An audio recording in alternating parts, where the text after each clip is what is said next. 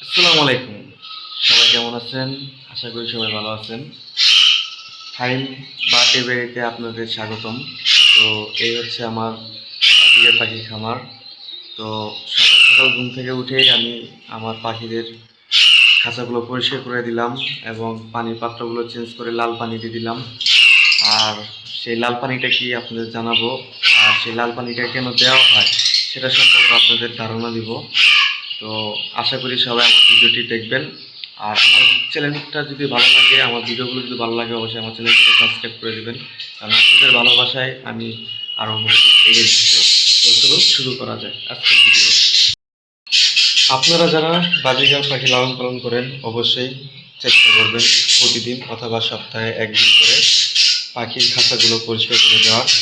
কারণ পাখির খাঁচাগুলো পরিষ্কার না করলে ব্যাকটেরিয়া জনিত রোগ হতে পারে।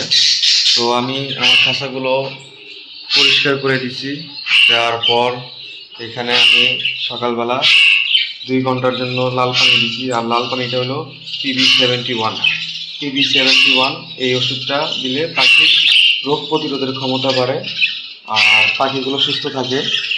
আর আপনারা যারা পাখি লালন পালন করেন অবশ্যই আপনাদের পাখিগুলোকে সপ্তাহে 2-3 বা 3 দিন চেষ্টা করবেন কলমি শাক দেওয়ার জন্য।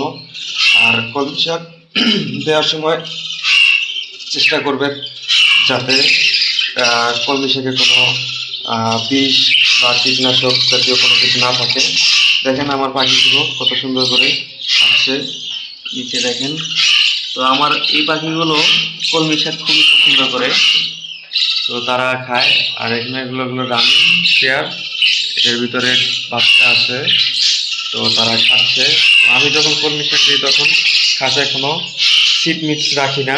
এর কারণ হলো তারা তখন এই শাকটা খাইতে চাবে না, এর জন্য আমি রাখি না সিড মিক্স। আর সেখানে দেখি আমার মিঠু মজা করে আম খাচ্ছে, তাকে সকালবেলায় আম দিয়ে দিলাম, সে মজা করে খাচ্ছে।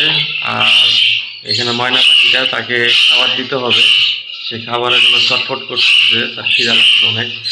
তাকে কিছুক্ষণ পরে আমি খাবার দিয়ে দিব। এখানে এটাকে জোড়া দিলাম, এটাকে জোড়া দিলাম। আর এইখানে রানী ভিতরে বাচ্চা আছে, এই যে দেখতেই পাচ্ছেন বাচ্চা আছে, এটাকে জোড়া দিলাম। আশা করি কিছুদিনের মধ্যে একটা সুখবর পাবো।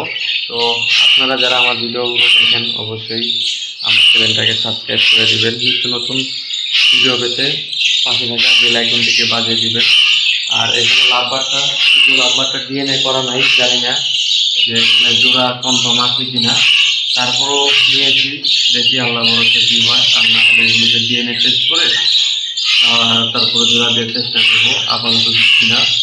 তো আপনারা যারা পাখি লালন পালন করেন অবশ্যই পাখিগুলোকে যত্ন নেওয়ার চেষ্টা করবেন। এই দেখেন দুটো বেবি এখানে খাবারের জন্য তার মার কাছে খাবারের জন্য কি করতেছে, বায়না করতেছে। এখানে একটা বেবি।